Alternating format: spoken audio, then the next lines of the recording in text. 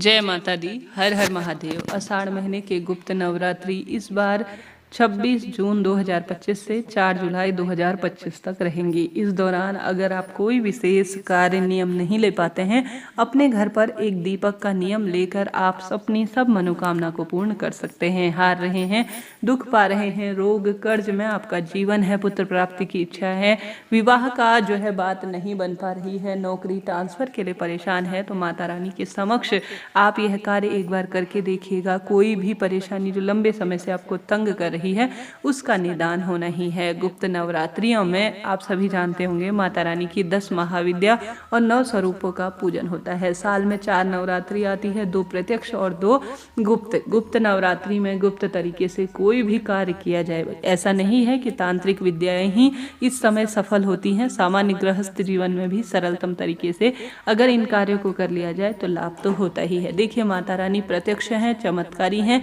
अपना भक्त जब उन्हें पुकारता है तो माता रानी आपके सब पीड़ा संकट कष्ट को जो है निदान के रूप में करने में सहायक होती हैं। आप सभी को सबसे पहले प्रथम दिन जल्दी उठना है। आप व्रत उपवास नहीं कर पाते हैं, कोई दिक्कत की बात नहीं, बिना व्रत उपवास के भी इन कार्यों को किया जा सकता है। कौन कौन माता रानी के भक्त इस वीडियो को देख रहे हैं कमेंट्स में जरूर बताइएगा। जय माता दी लिखना ना भूलें। अब आप सभी को जो है गुप्त नवरात्रि में यह नियम बना लेना है कि आप व्रत उपवास करें या ना करें, जल्दी उठने का प्रयत्न करना है। और इन दिनों काले नीले सफ़ेद रंग के कपड़े बिल्कुल ना पहने, लाल पीले नारंगी रंग के ही कपड़े पहने। कोशिश करें अपने घर के मंदिर में रोज माता रानी को आप 9 दिनों तक अलग अलग भोग सात्विक रूप में लगाएं। जैसे कि माता रानी के 9 स्वरूपों को सबसे अधिक प्रिय दिन बार के अनुसार अलग अलग वस्तु है। ऐसी स्थिति में 9 दिन तक आप सभी को एक नियम ले लेना है। आप सभी को यह कार्य अपने घर के मंदिर में करना है। सबसे पहले प्रथम दिन अर्थात प्रतिपदा 26 जून के दिन आपको अपने घर पर साफ स्वच्छ रंग के वस्त्र पहनकर घर पर गंगा जल का छिड़काव कर घर के दरवाजे पर सबसे पहले एक हल्दी और एक कुमकुम का स्वास्तिक बनाना है, मुख्य दरवाजे पर दोनों तरफ। इससे अन्न धन के भंडार भरते हैं और नकारात्मक ऊर्जाओं का प्रभाव आपके जीवन में नहीं रहता है।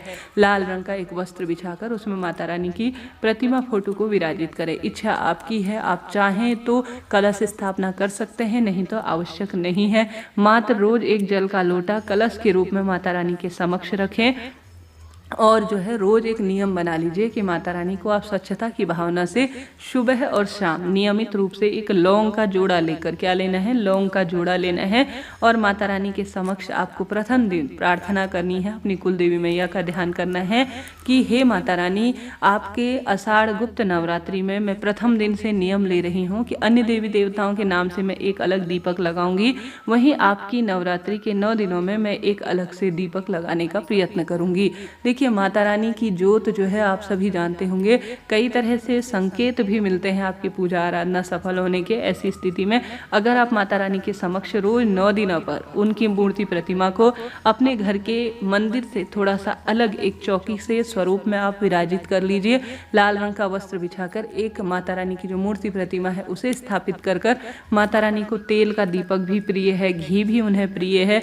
आप जो है जिस स्वरूप में अर्थात सरसों का तेल, तिल का तेल सभी माँ को प्रिय है, संभव हो तो घी का दीपक आप माता के समक्ष बहुत सुंदर भाव सच्चे मन से एक लंबी बत्ती का दीपक, माता रानी के लिए गोल बत्ती नहीं लंबी बत्ती का ही प्रयोग होता है। अगर तेल का दीपक लगा रहे हैं तो आपके बाएं हाथ की तरफ होना चाहिए, और अगर आप घी का दीपक लगा रहे हैं तो आप सभी के दाहिने हाथ की तरफ घी का दीपक आपको लगाना चाहिए।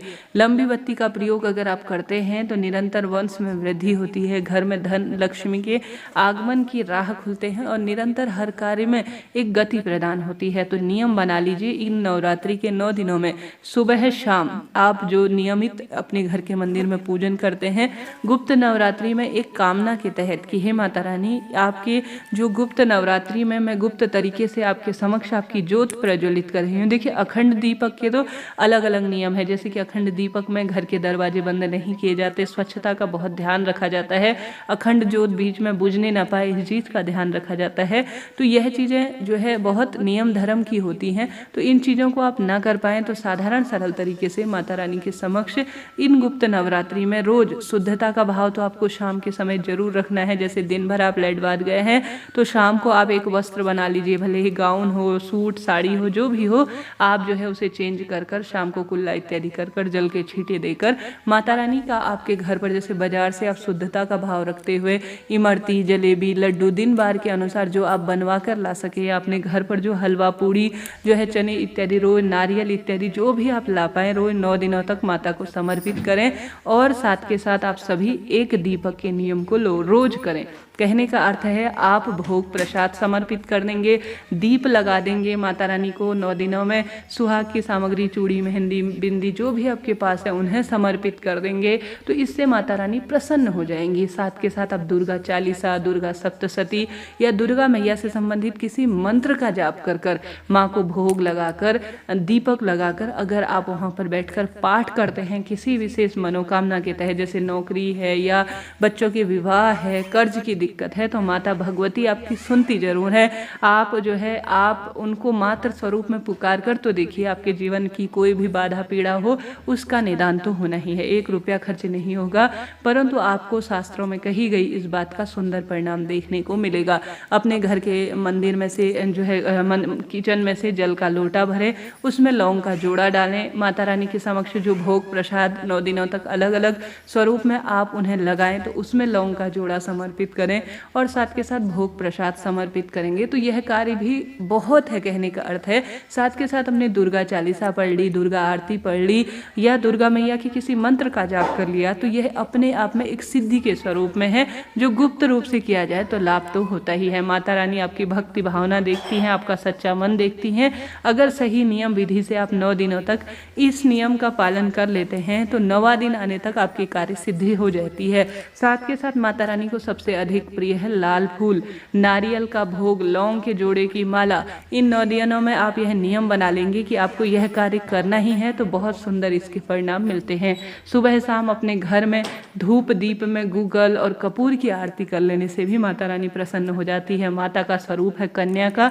9 दिनों में रोज एक एक कन्या को आप गुप्त नवरात्रि में घर पर बुलाकर आप खीर पूड़ी या जो माता को अपने प्रसाद समर्पित किया है उस छोटी कन्या को दे देते हैं, तो इससे आपकी कोई भी अटके हुए कार्य अपने आप ही बन जाते हैं। तो नवरात्रि के 9 दिनों में आप इस नियम को बांध कर देखिए। कोई भी आपसे कार्य, उपाय, नियम बहुत विशेष नहीं हो पाता है, बहुत सरलतम तरीके से बस इस कार्य को कर लीजिए।